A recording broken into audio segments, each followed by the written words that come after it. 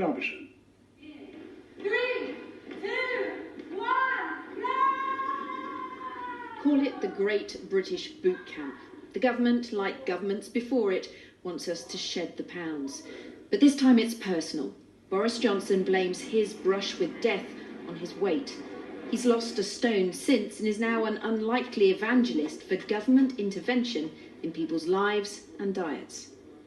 The first wave of Covid showed the most severely obese were at a 90% higher risk of death. The coaches running this residential course believe lockdown's been a wake-up call for many. Excellent, good, pulling high. They're saying, I've been able to assess myself and to be able to reflect, and they found themselves becoming more of who they are. And so if they were drinkers, they became more of a drinker. If they were an eater, they became more of an eater. Do you think there's a fear factor around Covid that's going to make a great motivator in terms of losing weight? Absolutely, without a doubt. They just want to be able to arm themselves and guard themselves against any potential, do what they can themselves to be able to almost put up this invisible barrier. And the fear has definitely added to that for sure.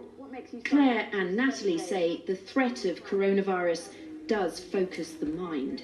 It is concerning because I think both of us would admit that we could lose a few pounds. So if that's going to help me fight anything, absolutely I'll do it, because you can't change your health. You get one health, and if you lose that, that's it, done. So you've got to do what you can. We'd spent a period of time eating a lot of junk food or being quite sedentary, and we thought we needed a boost to get us back into the swing of things.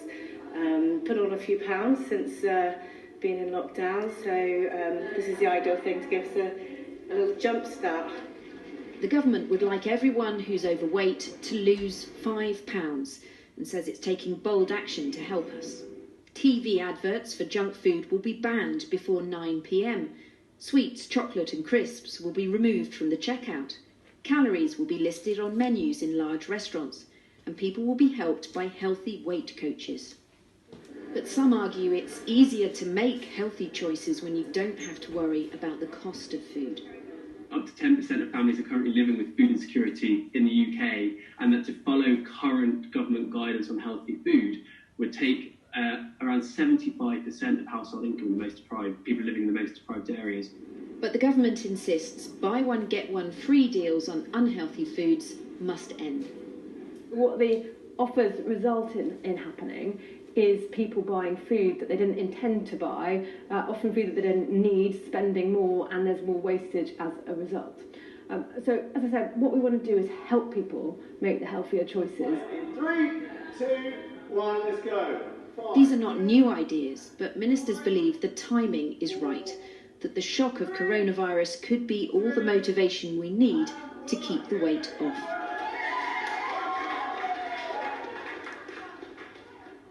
Well, earlier I spoke to the chef, Jamie Oliver,